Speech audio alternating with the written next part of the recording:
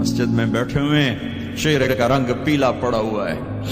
ایک صحابی آتے ہیں، کعب بن عجرہ، یا رسول اللہ ما لی اراک متغیر اللون، آج آپ کو کیا ہوا ہے؟ آپ کا رنگ بڑا پیلا ہے. آپ نے پیٹ پر انگلی رکھی. کعب ما دخل جوفی ما يدخل جوف ذات کبد منذ 3. کعب آج 3 دن گزر چکے ہیں، میرے پیٹ میں ایک لقمہ داخل نہیں. اب باغ میں تشریف لے گئے. عبداللہ بن عمر ساتھ ہیں. کھجوریں گری پڑی، خراب کھجوریں اٹھا کے صاف کر کے مٹی جھاڑ کے صاف کر کے کھانے لگے. اور عبداللہ بن عمر سے کہنے لگے تو نہیں کھاتا؟ کہا جی مجھے بھوک نہیں. آپ نے کہا مجھے بھوک ہے، آج 4تھا دن ہے میں نے کچھ نہیں کھایا. 4تھا دن ہے میں نے کچھ نہیں کھایا. یہ وہ ہستیاں ہیں جن کے لیے جنت کے دسترخوان زمین پہ آ سکتے ہیں، فرشتے ہاتھ دھلانے کے لیے کھڑے ہو سکتے ہیں، سونے چاندی کے محل کھڑے کیے جا سکتے ہیں. جس کو اپنے جگر کا ٹکڑا کہا فاطمہ، جس کو جنت کی عورتوں کی سردار کہا، جن کا آسمان پہ فیصلہ کیا پھر زمین پہ ظاہر ہوا. آپ نے ممبر پہ کھڑے ہو کے فرمایا لوگو جبریل میرے پاس اللہ کا پیغام لائے ہیں کہ میں اپنی بیٹی فاطمہ کو علی کے ہاتھ میں دے دوں. ان کے گھر تشریف لے گئے، وہ بیمار تھی. اب بیٹی میں اندر آ جاؤں، میرے ساتھ ایک عرب سردار بے عمران. عرض کہ یا رسول اللہ میرے گھر میں تو کوئی بڑی چادر نہیں جس سے میں کوئی پردہ کر لوں. اسی طرح چادر ممبر پہ بھی بچھائی ہوئی. تو آپ نے اپنی چادر اندر کی، کہا بیٹا یہ لے لو میری چادر.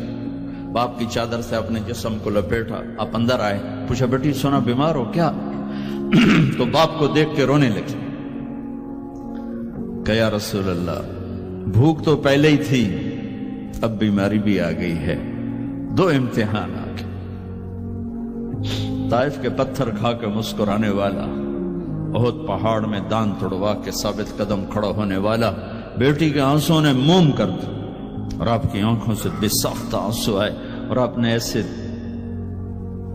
گلے لگایا اور آپ بھی رونے لگے. اور کہا بیٹی والذی بعث اباک بالحق، اس ذات کی قسم جس سے قبضے میں تیرے باپ کی جان ہے، اور اس ذات کی قسم جس نے تیرے باپ کو نبی برحق بنا کے بھیجا ہے، آج 3 دن ہے تیرے باپ نے کچھ نہیں کھایا.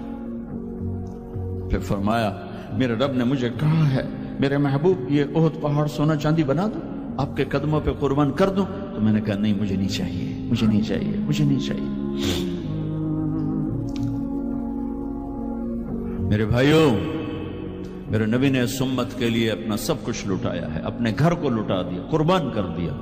آخری تھے، آپ کے بعد کوئی آنے والا نہیں تھا، ہر شے مکمل کر کے دی.